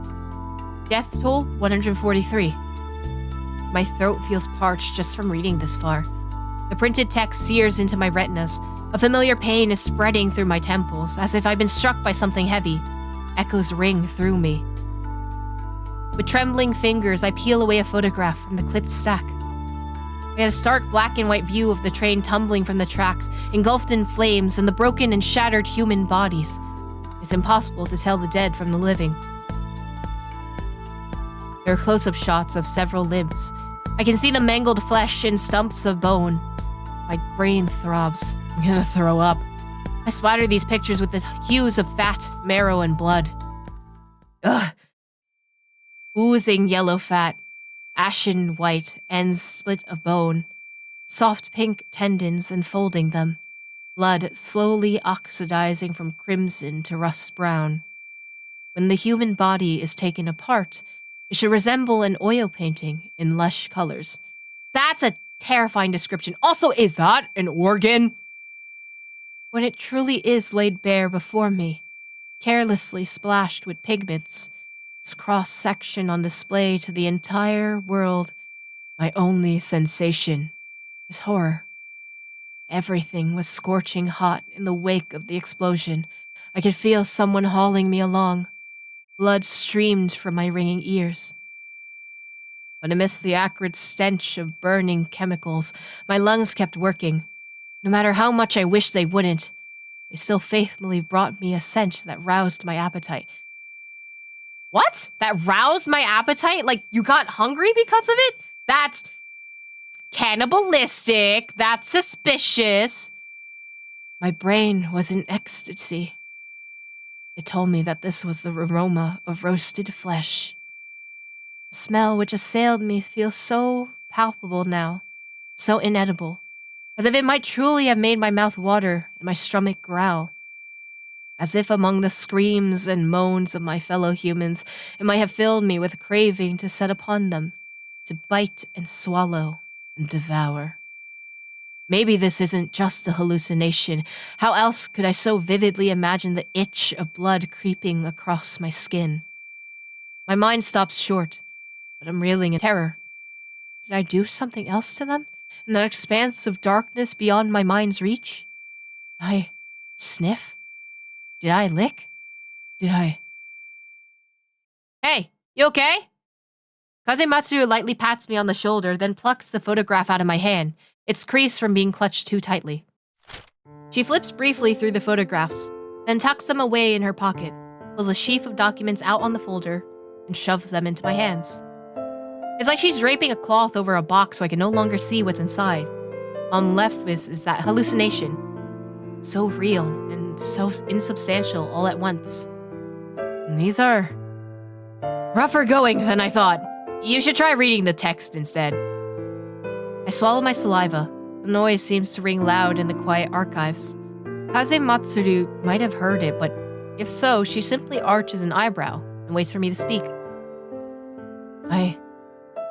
I remembered some things from back then. Back then, when the train derailed, I think something exploded. It smelled burning. My head is spinning. My stomach churns with nausea. Speaking an ordeal, every word feels like it has to be ground into powder and squeezed through the gaps between my teeth. The burning. It was... That's enough. Sorry. Kazematsuru seems a little startled, but she swiftly makes a hold it right there gesture, cutting off any further speech. No need to apologize. What I mean is, you only just remembered all of this. Telling me about it right away can't be easy on you, both physically and mentally. I know about these things. I've been there too. Facing your fellow humans, thinking how delicious they smell, and holding back your appetite, whatever you call it. Why do both of you have cannibalistic instincts? It's not easy for a regular civilian to deal with. Her voice and demeanor are completely calm, a silent balm to my strained nerves. Besides, you were so badly injured you lost your memory. I doubt you can move around that much. If you didn't do it, you didn't. You don't have to beat yourself up over thoughts that never came true. The point is, you've had amnesia and only just remembered all this. It's not your problem. You want to keep reading? Yes. I take a deep few breaths and my emotions have settled a little. I pick up the sheaf of reports again, but as I read, a nagging feeling strengthens that something is off. I subconsciously frown. The preliminary investigation found that a moderate-sized explosion occurred in carriage 9 when no explosive residue was detected at the scene. What does this mean? It means that the explosives in that carriage amounted to go around 3 cans of gunpowder. The explosion caused the carriage to overturn and triggered a whole series of other reactions, but no trace of them was found. In a situation like this, it's only reasonable to run a sweep for magical activity. But I wasn't in Tokyo at the time, so it couldn't be done. Or rather, they didn't want to deploy manpower from this side, and now there's no way to follow up. Didn't want to? It's a matter of life and death. And so what? Someone wanted to cover it up. Someone was willing to pay the compensation. And certain people needed proof that I and my special investigation division are all useless wastes of space. Something else seems to occur to her. Her expression darkens and she says no more. I replace the investigation report in the folder. Kazematsu reties the strings with practiced ease and shuts it away again in an unlabeled cabinet. Are you angry about that? I feel like I'd ought to be angry, and I am, but for some reason I'm not particularly surprised. Just as I personally witnessed before and heard from others, this sort of internal strife is inevitable between people. It's not rare by any means. What matters is how you turn it into your advantage. The ache in my forehead swells and sharpens. I don't like this line of thinking, and what I hate even more is that for some reason, my brain has accepted it as routine truth. My neck feels like it's snapped under this weight. My head sags lower and lower, about to kiss the dirt at my feet. And for some reason, there's a constant simmering unease in my heart. 143 people. Was there really no one else injured in the troop other than me? Kazematsuru strokes her chin. Then she speaks, spelling the heavy silence that was starting to descend. Stop spacing out. Now you've gotten your intel, it's time to help me out. Yes. Right, what is it?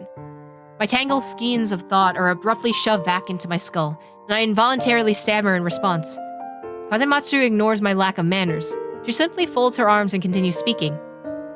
Before getting into that, I have to ask. It looks like you already know about magic. But do you have any deeper understanding of it? Deeper understanding? I must be visibly at a loss because the look of Kazematsuru gives me is exasperated but unsurprised, like a veteran tutor faced with a slow pupil. I thought so. But I don't feel good about throwing you into the wolves like this.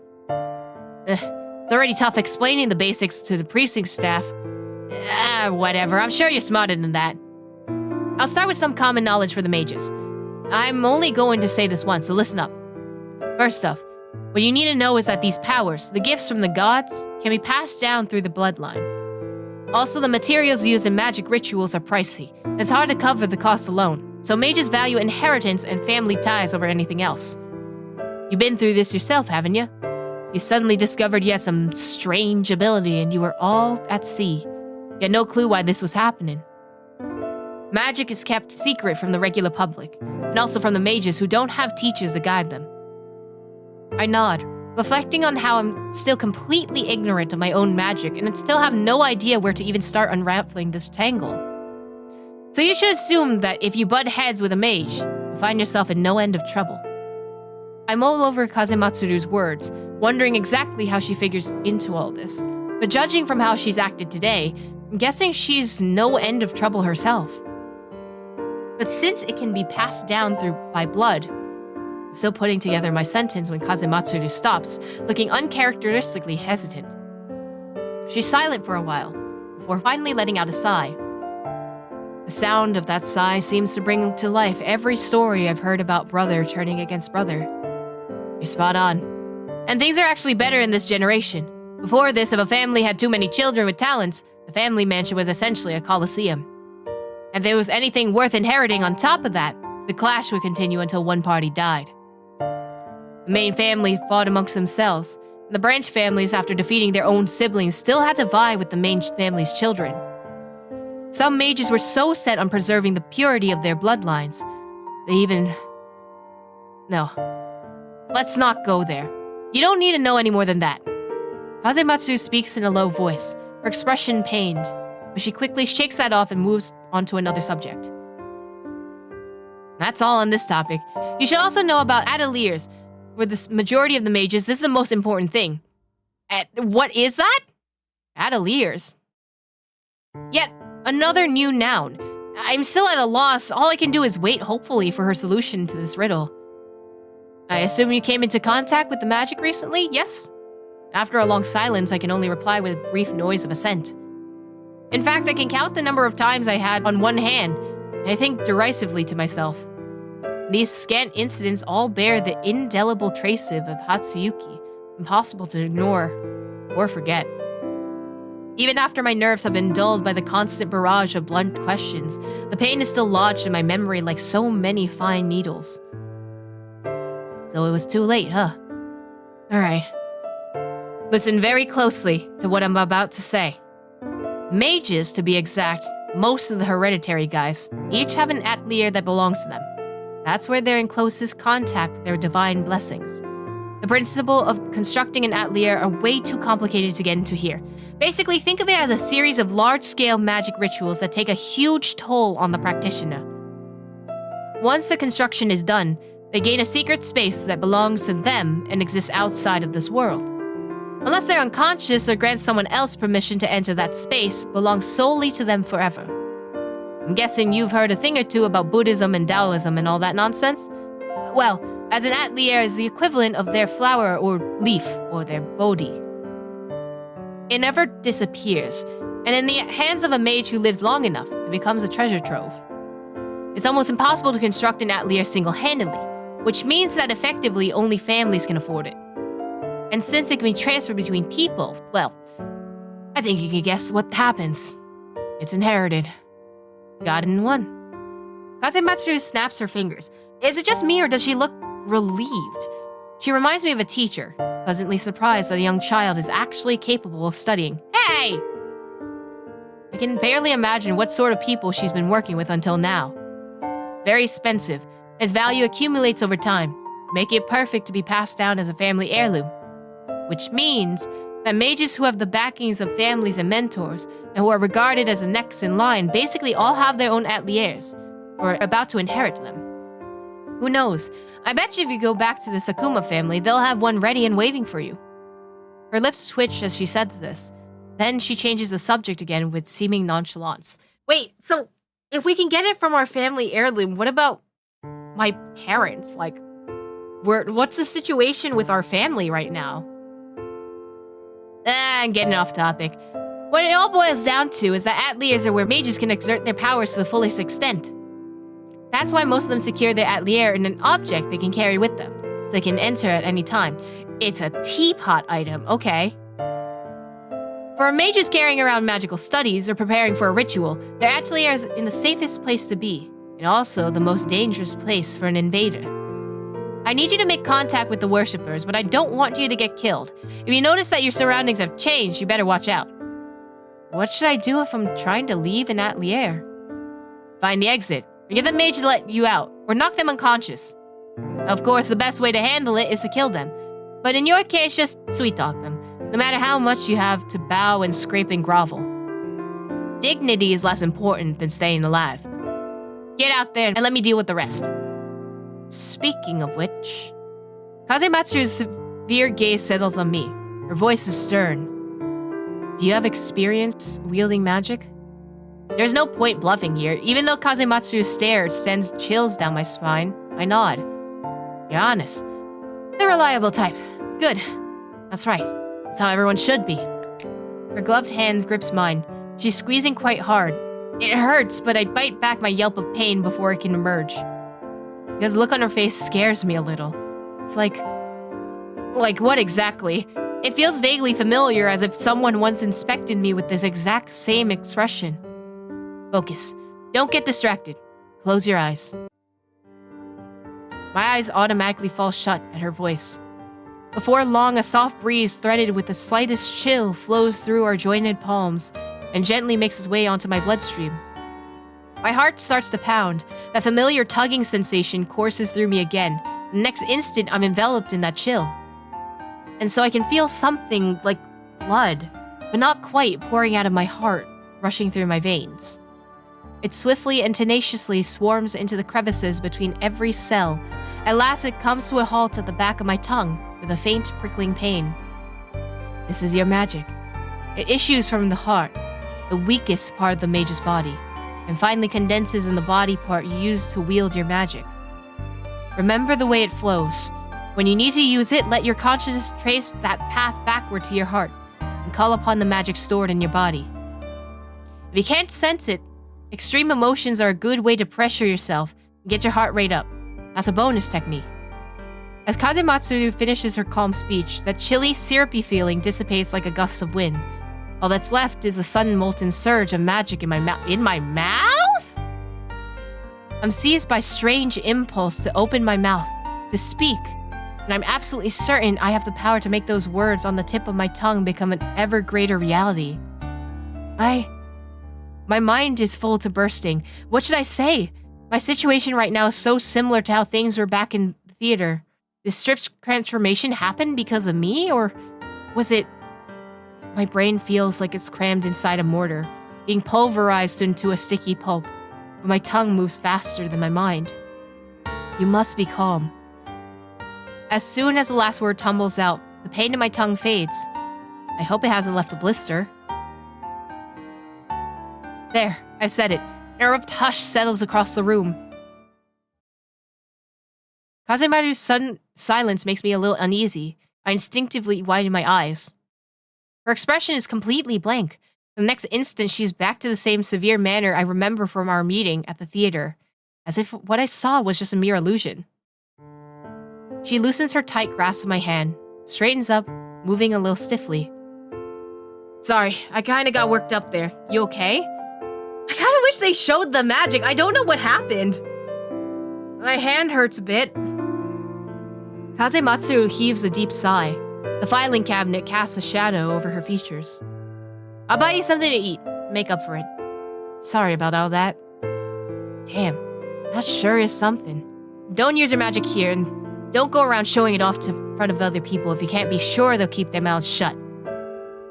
Remember how that felt just now. You can practice a bit more if you have the time. After all, other mages won't be giving you time to meditate. You have a whole lot of magical power. Your talent's greater than many people I've seen. You just need practice. She lets out another sound like a sigh. She seems to be doing that a lot lately. And one last thing. She rests her hand on her uniform belt, then turns her palm upward. Suddenly something appears in her hand. It looks like a pink tentacle, its body giving the occasional squirm. Ew, why? It's a slug parasite thing. Familiar? This is a familiar. Why is yours a slug tentacle thing? This time, I can feel my face go rigid. Kazematsu picks up the tentacle between her fingers. Seems docile enough. Watch it wriggle like a worm picked up by its neck. Ew, do tentacles even have necks? It thrashes with all its might, like it's trying to escape the grip of a human hand. Familiars are also constructed, but there's no time to teach you that now. I'll go into that later. Familiars derive their abilities from their component materials and the magic used in the ritual. A long time ago, making familiars also required praying to the gods, but now that's been replaced by using purified materials. It works just as well. Most of them aren't harmless. They aren't as small as this one here. If you run into a familiar, you better brace yourself. I gaze at the tentacle in Kazematsu's hand, its tip flexing, slowly curling when it unwinding again. I strive to suppress my instinctive revulsion for something so alien, but I get nowhere, so I have to stop looking at it. I'm trying not to be too rude, so I steel myself and let Kazematsu finish before I speak. What can this familiar do? Kazematsu's lips move and a wave of regret bears down on me. Well, since you ask, I'm gonna put it in your eye. No, thank you? In my eye? Wait, what's that all of a sudden? I won't be gouging your eye out or blinding you. I'm not that sort of thing. This thing has no offensive power. It's safest type of familiar. Even when it enters your eye, it'll keep itself hidden.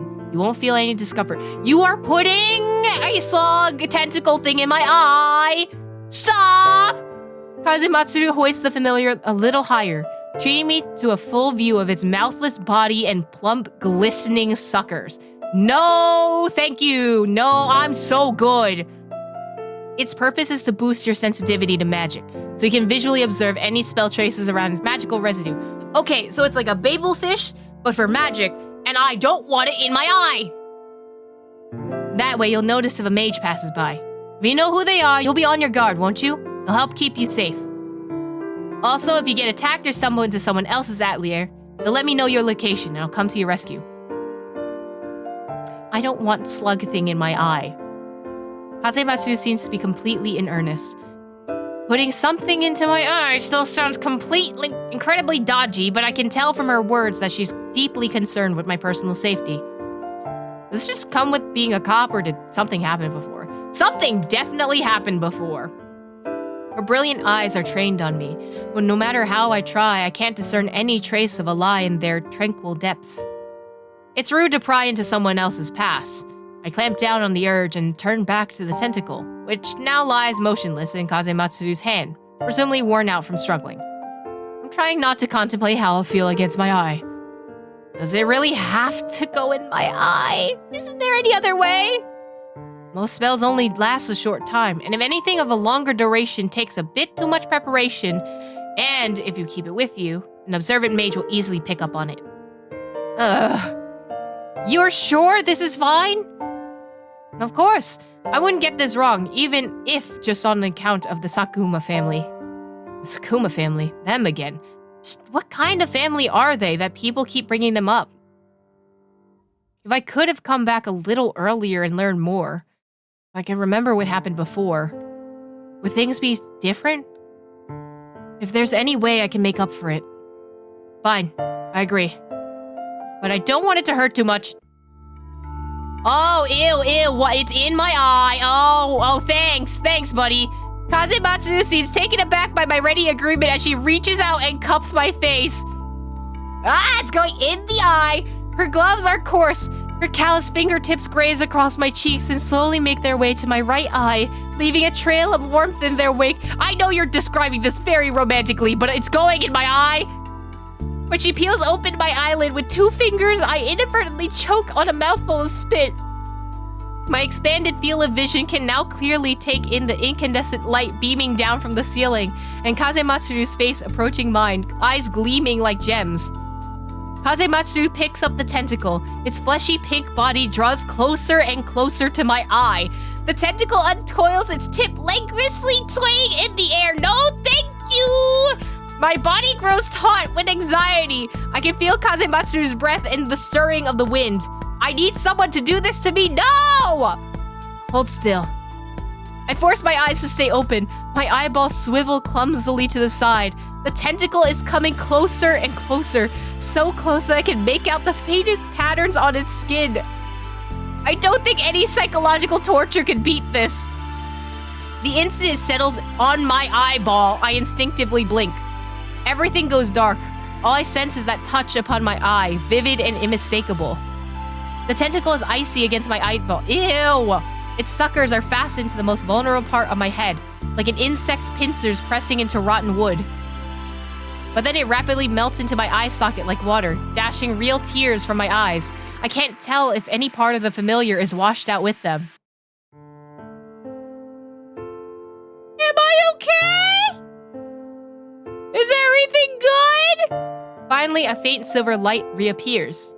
Only then do I notice my right eye's vision is blurry, like I'm peering through a pink veil. Juxtaposed with my normal left eye, it feels surreal, as if the world had been split into 2. Why can't I see clearly? As I ask my hesitant question, Kazematsu's fingers lift from my eyelids to my eye socket. She helps to wipe away the reflexive tears that are still seeping out.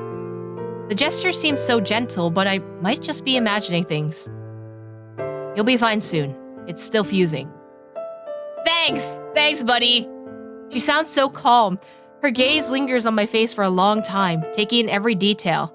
I can't help but feel like a lab rat. She's definitely done this before. I'm not sure how much time passes, but it must take a while. So long that the belated pangs of hunger start to gnaw at my stomach. Were you just standing there, not doing anything for several hours?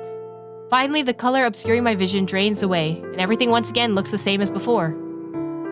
As my vision clears, my ears almost simultaneously pick up the rumbling of my stomach. I can't tell if Kazematsu hears it too, but her lips do quirk upwards in a slight smirk. Can you see now? Yes. Then you can go. Go back and practice wielding your magic. Your body needs to get used to the traces of magic circulation. While you're doing that, I'll put the word out about you. Let me know as soon as the mage gets in touch. Kazematsu pulls out a wallet from nowhere, extracts a stiff card, and thrusts it into my hand before I can refuse. An exquisitely crafted business card, with black lettering against the white background. It has a solid heft to it, and the embossed patterns graze subtly against my fingertips, like a touch of chill wind. Her name, number, and address are printed neatly on the card. Under the dim light, I can see flecks of gold powder glistening amidst the ink. There's no other unnecessary embellishment. Shinbashi. A personal card? For a personal matter. Oh, right, I'll buy you dinner too. You gonna buy me dinner? You're getting hungry, weren't you? Kazematsuru lets her impeccably straight back slouch a little, if she's setting down a great weight. Her voice seems more relaxed too. Without that constant stern expression and graying hair, in this moment she finally evinces some of the lightness befitting her age. I know an izakaya around here that serves pretty good food. It makes for the perfect supper. Investigation or revenge. You can't do any of that on an empty stomach. Isn't that right?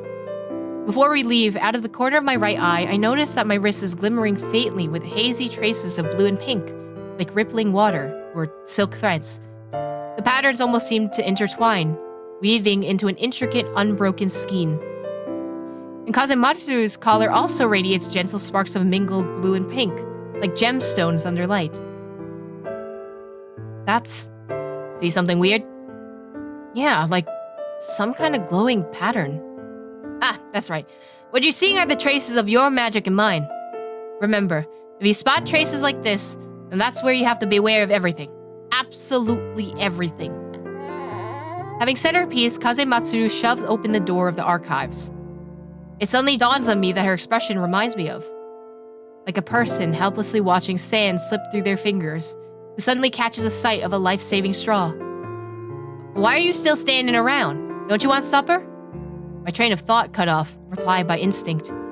Coming! It's well into the night, but the police station is still a bright hub of teeming activity. Kazematsuru says nothing as we walk, and neither do I. I simply follow behind her, head bowed.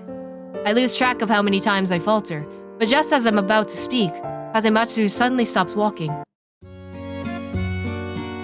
Who is homie, and why is it suddenly very Italian music?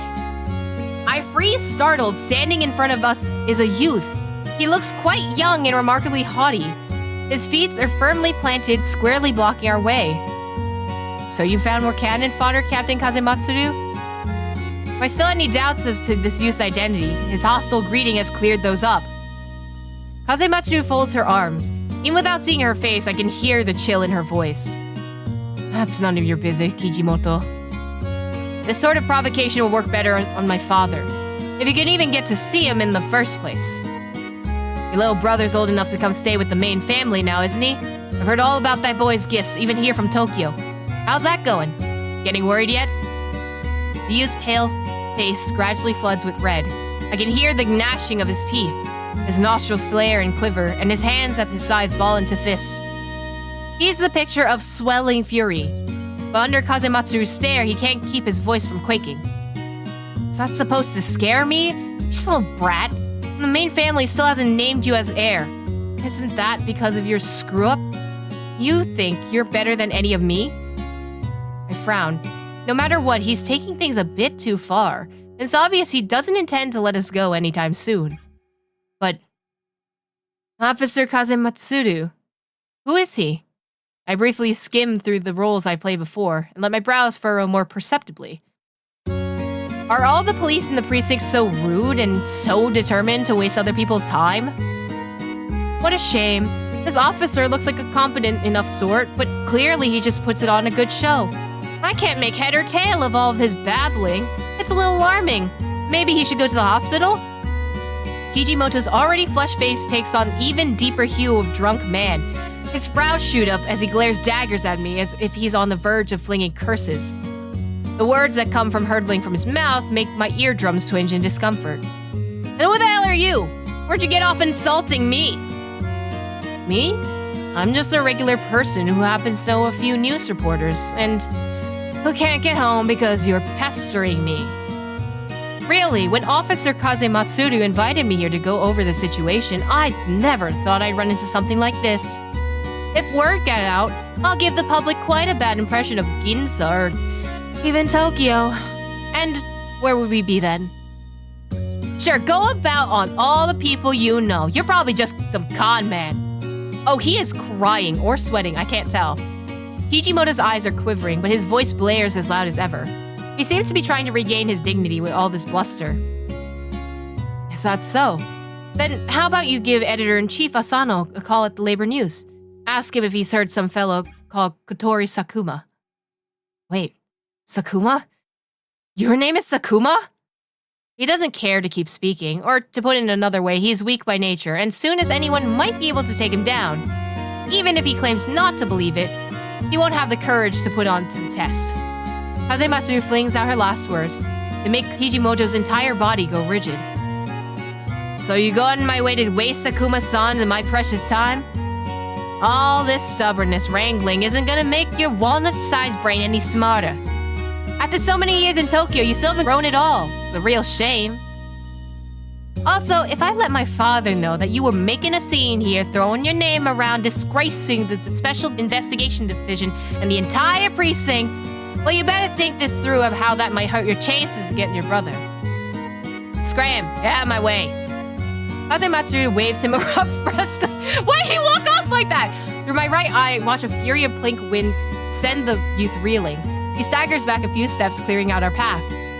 As I walk past Kijimoto-san, now cowed into silence, Kazematsuru grabbed me by the arm. We leave him behind us. But I think I have to end it there for now. It's interesting as a premise. I like the concept of the magic, but also I don't know enough about the story to be fully in there yet. I like the premise so far. It's just that there's some parts that feel a little too long. I really like how descriptions are written in this, but sometimes it falls under the criticism that I have for a lot of games where they repeat something that happens earlier in another part of the story section that was already said. The whole explaining magic thing could have been shorter. I think so too. I think it's just because I don't know how important magic is to this universe yet, I don't know how invested I am supposed to be in her explaining magic to me, right? So far, the parts that I really liked was literally the death part.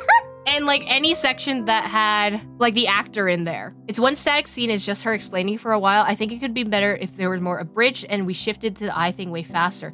The eye thing was super interesting because it creeped me out. It immediately got my interest because it was just oh, that is an unexpected way for your magic to manifest. And I think it was terrifying.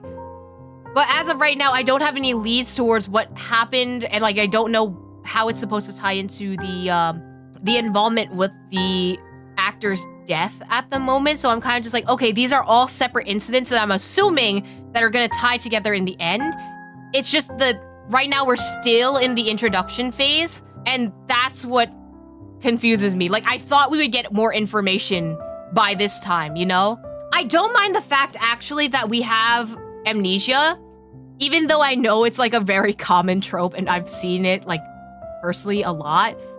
I don't mind that because I think it works really well with this type of introduction because we're going from, oh, we have no idea what happened, but then it involves something to do with this cult thing that's happening, and it might be connected to why Girly Pop died, you know?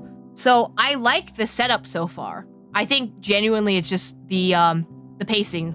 Hi, Editor Eve here. So I actually had to end streaming this demo earlier than intended since apparently this demo is around 6.5 hours long when fully read out loud. So I didn't end up finishing it. So I don't think I 100% think I have the full picture when it comes to fully reviewing this game. However, if you made it to the end of the video, I'd like to request you to do something on the behalf of the developers. Unfortunately, this game was de-indexed on itch.io due to the payment processor game censorship issue that was happening a little while back. So if you could, please click the itch.io link in the description below to help them back into the review queue so they can be seen by more people who want to see this game. I appreciate you. Thank you. Let me know if you'd like me to continue this playthrough. Don't forget to like and subscribe, and I'll see you guys next time. Bye!